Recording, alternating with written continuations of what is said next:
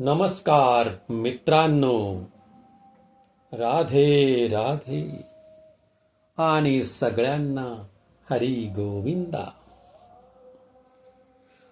आपले सर्वांचे धर्मासागर या चॅनलमध्ये स्वागत आहे.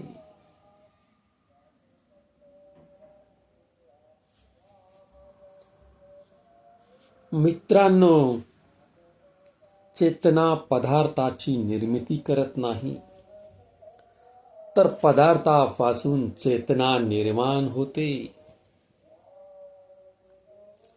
तुम्ही ते आहात जी तुमची गहन इच्छा आहे.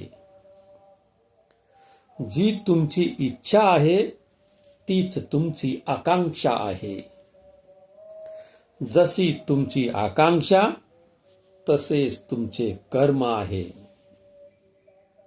जसे तुमचे कर्म आहे तसेच तुमचे भाग्य आहे. राधे राधे.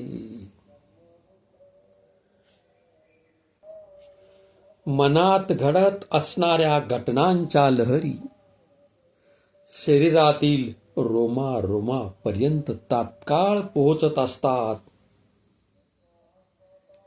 यावरून शरीर हे आपल्या मनाचं प्रतिबिंब आहे हेच दिसते.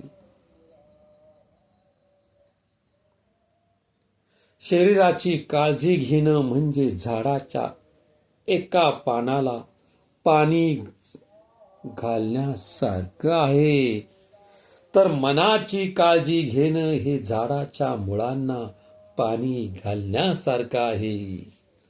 राधे राधे. राधे राधे.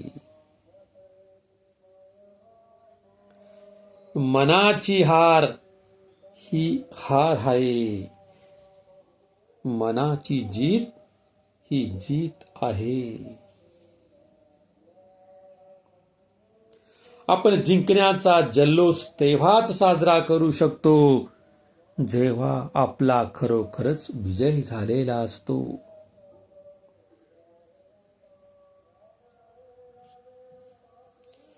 राधे राधे. विचार ही व्यवस्था बनते, घटना बनते. इतकंच नव्हे तर विचार हीच व्यक्ती बनते. म्हणून मनुष्य जीवन मूलतः मनाचं जीवन आहे असं म्हटलं तर वावगं ठरणार नाही.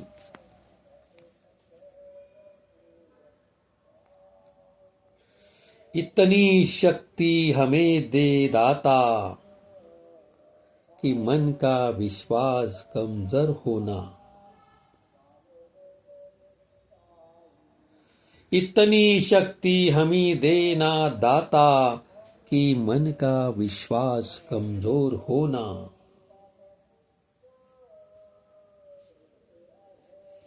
आपलं मन निरंतर प्रवास करीत असतं. ते कधी थकत नाही. ते कधी थकत नाही. आपली इंद्रिय आपल्या भावनांच्या अनुरूप काम करत असतात.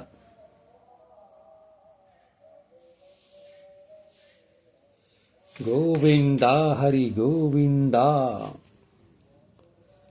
एक छोटीशी बोधकथा. एक पुजारी आणि एक वेश्या मृत्यूनंतर यमराजाच्या दरबारात पोहोचले. यमराजाने वेश्येला स्वर्गात आणि पुजाऱ्याला नरकात घेऊन जाण्याचा आदेश दिला. यमराजाच्या या आदेशाने दोघंही चकित झाले. दोघांनाही याची जाणीव होती की या दरबारात पक्षपात होण्याची अजिबात शक्यता नाही. तरी देखील आपल्याला स्वर्ग मिळेल अशी पुजाऱ्याची अपेक्षा असल्याने यमराजाला विचारले, ओ यमराजे, हा काय न्याय आहे? यमराजाने आपल्या या न्यायाच्या स्पष्टीकरण दिलं आणि म्हणाला, तुम्ही दोघं समोरासमोर राहत होतात. वेश्याच्या मनात नेहमी विचार यायचा की हा पुजारी किती भाग्यवान आहे, तो मंदिरात ईश्वराची पूजा करीत असतो. याविलट तू मंदिरात बसून वेश्याचा विचार करायचा की ती किती भाग्यवान आहे, ती जीवनाचा उपभोग घेत आहे.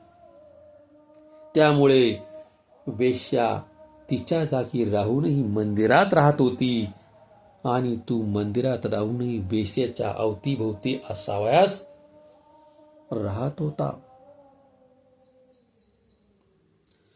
या गोष्टीचा अर्थ काय आहे? जसं आपलं मन तसे आपण.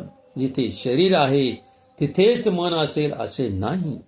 किंबहुना शरीर आणि मन एकाच ठिकाणी सापडण्याची शक्यता दुर्मिळ असते.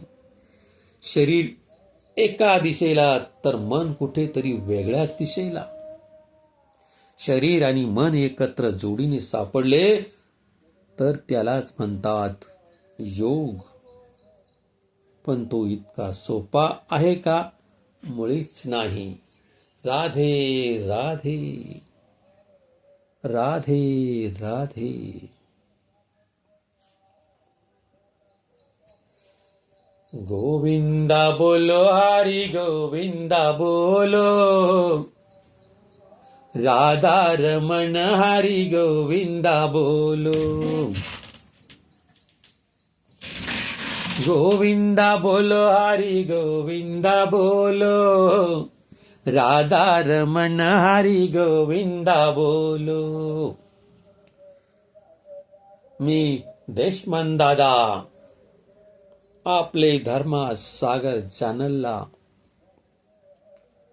फॉलो करा, लाईक करा, आवडले असल्यास शेअर करा. राधे राधे राधे.